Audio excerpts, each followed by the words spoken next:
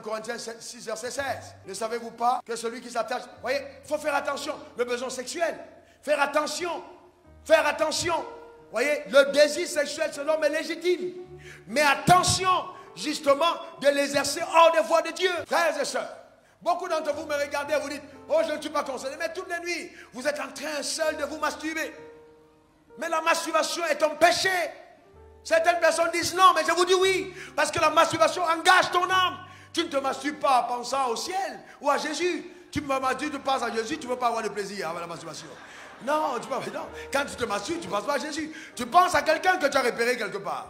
La masturbation est satanique. Elle détruit. Et puis, laissez-moi aller plus loin. La masturbation fragilise plus tard ta relation sexuelle avec ton épouse. Pourquoi? Parce que tu es habitué toi-même à te donner du plaisir. Et tu as commencé toi-même à te toucher. Donc une personne qui te touche ne te touchera jamais comme tu t'es touché. Tu as affaibli justement ta relation. Et donc tu as ouvert une porte à la perversité. Il y a beaucoup de chrétiens pervers. Et on n'en parle pas à l'église. Il y a beaucoup de chrétiens pervers. Il y a des chrétiens, il y a des chrétiennes. C'est votre anus qui intéresse votre mari. Et c'est dramatique.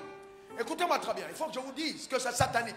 Vous ne pouvez pas donner votre derrière là où on a mis pour déféquer. Et là où on défèque, c'est là où on... Non, c'est terrible.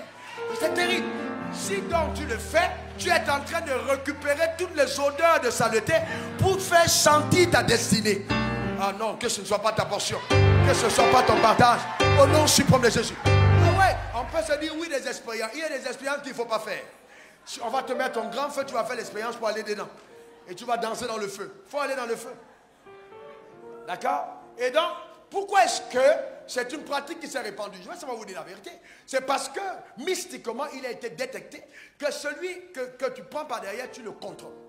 Et donc, les hommes ont commencé avec les femmes pour contrôler. L'homme ne doit pas dominer sur sa femme. Il est un leader. Dans l'Ancien Testament, il dominait. Mais dans le Nouveau Testament, il dirige. Il n'est pas un gourou sur sa femme.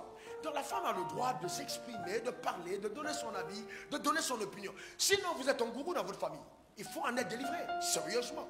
D'accord? Et de deux, chaque corps a un rôle. Vous ne pouvez pas justement être là et puis... Mais attends, je ne comprends pas. Comment tu peux être normal et tu aimes ce qui sent mauvais? C'est pas possible. Non, mais vous savez pourquoi le diable a fait ça? Parce qu'il préparait les hommes à aller avec les hommes. Et après maintenant, c'est pour dire on va adopter les enfants des autres. Vous n'avez qu'à faire les autres. Amen, vous n'avez qu'à faire vos propres enfants. On va vous enfermer dans une chambre toute l'année. Faites votre enfant. Amen, n'allez pas adopter pour les autres.